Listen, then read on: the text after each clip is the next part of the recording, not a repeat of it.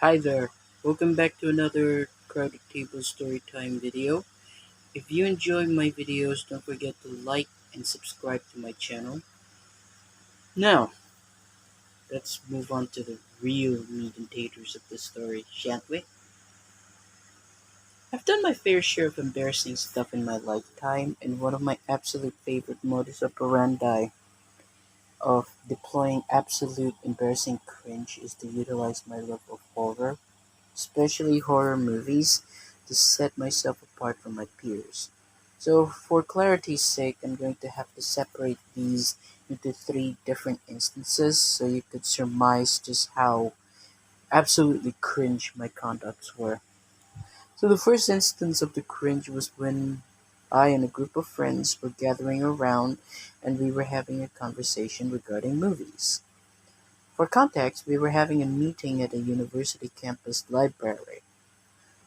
We gathered at the student lounge section of the library where we can eat and relax and do our assignments with relative ease. We finished completing our assignments and we submitted our assignments to our lecturers via email because the online platform was having a bit of a ruckus. So the conversation was entirely hinging on what movies we were going to watch that weekend because it's after because this is after all a Thursday prior to the mid semester break. So some of the students have been making early preparation to go back to their hometown. And it slowly transitioned to conversations about disturbing movies that they've watched. Now, for context, prior to this conversation, I've watched movies like Guinea Pig, enough to the point where I could say the first two were absolutely brutal horror movies, and then it fluctuates between being really dark and overly edgy comedies to straight horror, you know? And I've seen Cannibal Holocaust, which at the time of writing this video is still available on YouTube for some reason, and Sunk into the Room, which is still one of the most deeply upsetting films I've ever seen, and it was based on a true story about child abandonment. But the movie that utterly disturbed me the most at the time is Salo. So of course I brought that movie up into that conversation.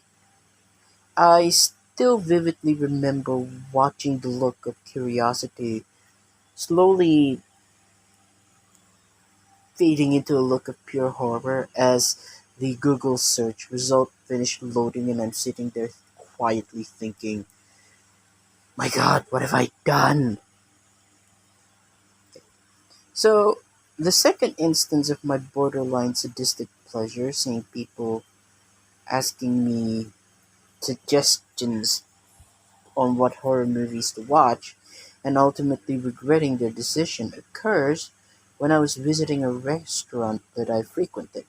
It was within walking distance from the college campus, so that was usually the spot where I'd go spending my time doing some drawing benders, especially during the holidays when the college canteen was closed and there were no buses to take me to the town area.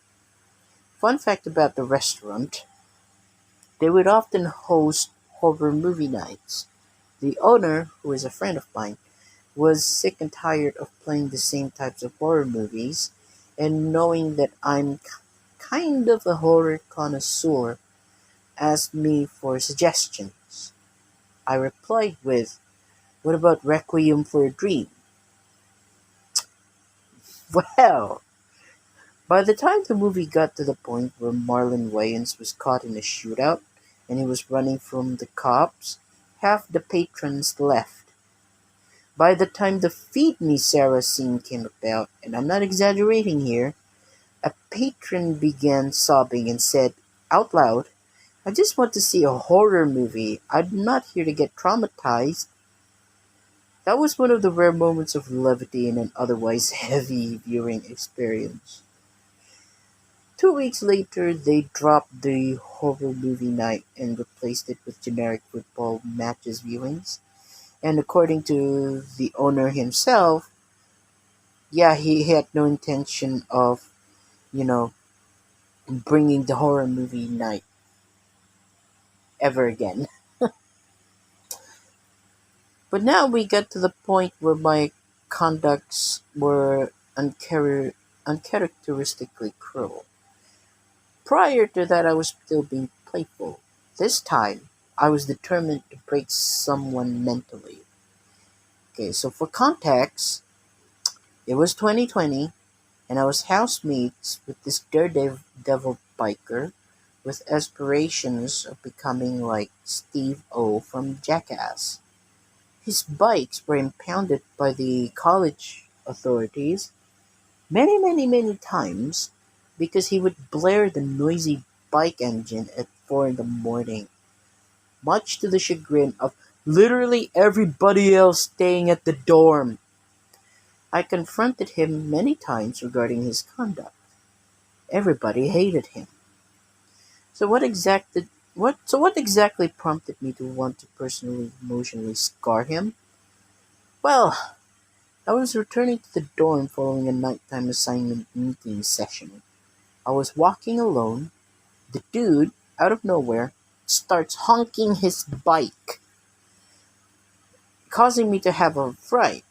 Because I was so startled, I lost my grip on my phone, causing it to fall to the ground, and it was essentially degloved from its backside. The casing was the only thing that kept the phone together. I had to go to a smartphone repair shop the next day and glue my phone until it becomes whole again. Thankfully, I only had to pay $30 to fix that gag, but I was still pissed. A week later, lockdown was starting to go into effect. Right around that time, a video by the name of Faces of Gore began making its round on YouTube. Being an overly inquisitive twit, I foolishly watched it. There were clips in that video that I regret watching. It was embedded deep in my head, and I had to live with the fact that such footage is taking up space in the recesses of my mind, virtually rent free. But I thought, I found a weapon, and I'm going to punish that guy. So I waited for the perfect opportunity, and lo, another week passed, and the law stated that we can no longer go outside, and we were tasked to remain in our dorms until further notice. The dude had nowhere to go, and his roommates managed to go back to their hometown. I proceeded to show him the video. I particularly emphasized parts of the video that had something to do with traffic accidents and the gory aftermath that came along with it. Needless to say, he was traumatized by the clip. A day after I showed my housemate the clips, the video was taken down by YouTube for obvious reasons. It's almost like the universe itself wanted me to teach the guy a lesson. He avoided me after that, and I still haven't seen him in years. So that was my rather sordid history with horror and how I use it to poorly navigate social interactions. In short, don't do what I did.